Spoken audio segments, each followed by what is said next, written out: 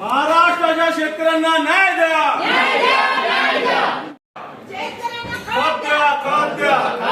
शेतकऱ्यांना खत द्या। मंत्री को भी